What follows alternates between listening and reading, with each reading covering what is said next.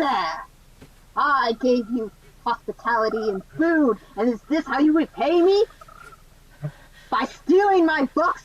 Make me a list of the best Beauty and the Beast retellings before I eat you alive! Yes, sir. Yes, sir, I will. Beauty and the Beast, tale as old as time. I have read a lot of retellings of this fairy tale, as I have read a lot of fairy tale retellings. And it is one of the most popular fairy tales. But the thing is, I actually have a bit of a mehness to the fairy tale for two reasons. First of all, my biggest peeve when it comes to retellings is when they retell the Disney movie instead of the actual fairy tale, and Beauty and the Beast tends to be the fairy tale where that happens the most. And second of all, because it's a very strong fairy tale on its own, and most people are retelling it because, oh, that's my favorite fairy tale, and not, oh, I want to make a dive deeper and find more themes. Also, there's a third reason in that there's not a lot that happens in the fairy tale. It's a lot of sitting around in a castle twiddling their thumbs. So a lot of retellings can get really bleh that way. But I do have a list of 10 retellings. One of them is actually not a retelling. I'm just throwing it onto the list because it has some themes and I really like it. So let's get into it. But however, disclaimer, this is my favorite retellings of Beauty and the Beast. So that means, one, you might think a certain fairy tale is better than a retelling is better than the other. That's your prerogative. This is mine. And second of all, it is limited to retellings that I have read, and I have not read every single retelling yet. I know, shocker. But I'm only human. 10. Beauty and the Beast by K.M. Shea. Okay, this one I have two reasons it's not higher. Because it is a really good twist on tale. I really enjoyed it. But first of all, the plot twist underwhelmed me. I mean, she's just like poking at it. Oh, I can't be with him because I have this big secret. Oh, big secret. And then you find out the big secret. And it's like, girl, you were making all that fuss about that? And he's like, oh, she lied to me. And I'm like, boy, you're making all that fuss about that. Eventually they do clear up. I'm just like,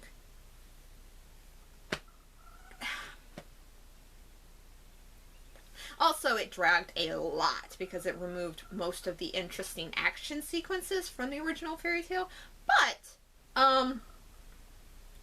it was a pretty interesting twist. Very sweet message. I really liked it. I just didn't love it. 9. The Merchant's Daughter by Melanie Dickerson. When you remove magic from a fairy tale that's very dependent on the magic, it's always a really tricky business. But Melanie Dickerson's pretty much got that down to a science, and she's really good. I've only read 2 of her books, but she's pretty popular. I think the only reason it's not higher is that there were Disney references that were a little bit too obtuse. But it wasn't bad enough for me to rank it as a Disney ripoff. It was original enough. But yeah, if you like non-magic retellings, it's pretty good. 8. Resistance by J.L. Knight. Okay, so this is the one that I put on there. It's not actually retelling at all, but it's very much got the same themes of Beauty and the Beast, and it resolves the plot in a way that I really like seeing it happen in a Beauty Beast retelling. Main character Jace is half Ryrick, which is the bad race, and therefore he is ostracized, considered a monster.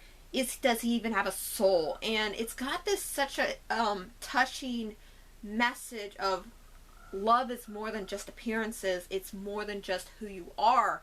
That is so intrinsic to the Beauty and the Beast fairy tale, when Chiron, the heroine, just so determinedly reaches out to him and draws him in.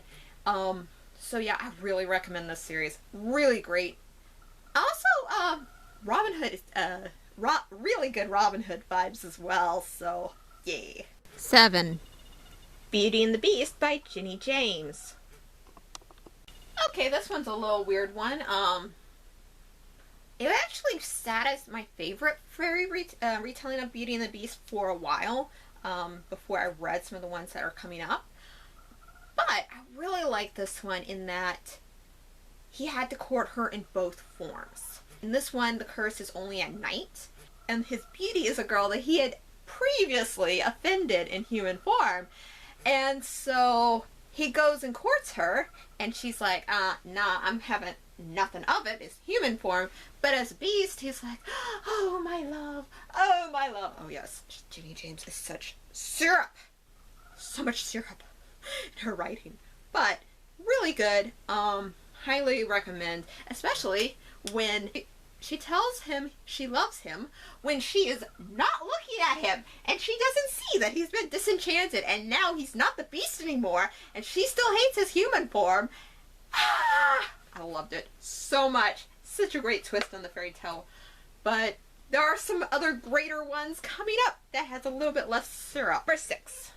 Coiled by H.L. Burke. The other one that's actually not a retelling of Beauty and the Beast. It's more a retelling of East of the Sun, West of the Moon, which is, but given that it is from the same family of fairy tales, I'm willing to lump it in. But this one's more of not a tale of Beauty and the Beast, but Ugly and the Monster. Both hero and heroine are cursed, and they need each other to break their curse, except their brother and sister beat them to it. So, yeah. That one's really fun. She's ugly as ugly can get. He turns into a monster whenever someone lays eyes on them. So, how's that straighten out? Also, really great flavor of Greek mythology. I'm in love. Number 5. Stone Curse by Janelle Schmidt. That Stone Curse is another really great twist on the fairy tale, and kind of a thumb up the nose at the beauty is more than skin deep, and falling in love will be the cure. In fact, the beauty character is not someone who's been sent there with someone else. She was living at the palace when it got put under a curse, and so she's really great friends with the Beast, and it's all about her, the power of her driven friendship to save him and the other people who are messed up. The biggest problem I have with this one is there's a plot twist at the end that is like, okay, that's a little left field. It's necessary to make the plot make sense, but there wasn't sufficient foreshadowing ahead of time. Number 4, Esprit de la Rose by Casey Browning. This one is really excellent. A little bit draggy, but it feels like it's going to follow the main fairy tale, and it's all like, and I was like, and then plot twist, left field, whack you upside the head. I loved it. Go read this one. The ending does kind of feel like, what happened there? But plot twist and everything is amazing. I loved it. Also, the mirror is... there are a lot of retellings that forget about the mirror, and that one didn't, and it's awesome. Number 3, Befriending the Beast by Amanda Tarot. Okay, this was one that when I first heard of it, I'm usually like, okay, yeah, sure, you wrote a Beauty and the Beast retelling. But when I heard this one, I'm like, oh, you wrote this twist on the tell? Can I have it now? It did take me a little while. I eventually read the sequel for review, and she gave me a copy of this first one. But the Beast is not the love interest. The Beast is Beauty's father. And it's about reaching forward and bringing someone out of grief and showing them love of God. And it's amazing. It's also a non-magical retelling, so that's fun and awesome. Number 2, The Beast of Tales End by Kyle Robert Schultz. Okay, so this one's hilarious. It takes place in a Victorian era setting, but its premise is that the fairy tales are actually real and they're nothing like what we thought they were. And now they're just cropping back up, and our main character gets himself cursed with the beauty beast curse, and it's a little bit harder than a kiss of true love that will fix it, and it is amazing and hilarious. Go read this series and all of Kyle's books. I need to go finish reading Kyle's books, but he publishes faster than I can keep up. It's hilarious. Go read it. Number 1, Wither by Savannah Jazowski. Okay, so this retelling is on the creepy side. There are zombies. So I wouldn't recommend it to the squeamish, but it's amazing. Ending is amazing. I mean, I can't spoil it for you. And it's a little bit open-ended in that it is to tie in with the other, with the rest of the author's stories. But it's amazing. And so our beast character isn't exactly cursed. It is his natural form, but he's because of the lack of companionship and being alone and his thing, he has been drained of his energy and stuff. And so he's a very sickly version of himself. And the fact that the love comes true not to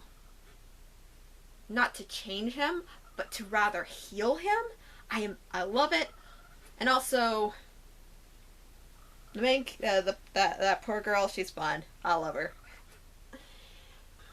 Kind of want to state that this whole collection is amazing. It is easily, as a whole, my favorite representation of Beauty and the Beast. I love all of the Rootwood collections, but this one, especially given that I have traditionally didn't like Beauty and the Beast, and this collection actually taught me that there is potential for the thing.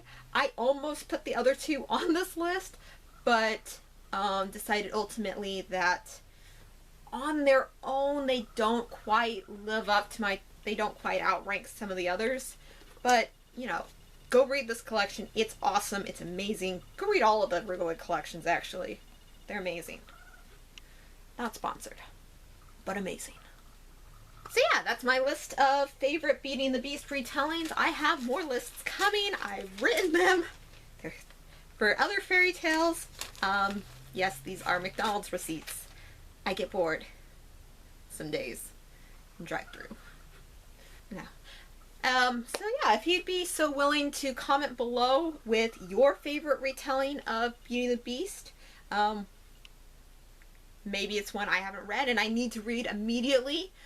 And, yeah, and feel free to go follow me on Instagram and Twitter and all the other awesome social medias. And, subscribe so you can get more awesome lists. Kinder out!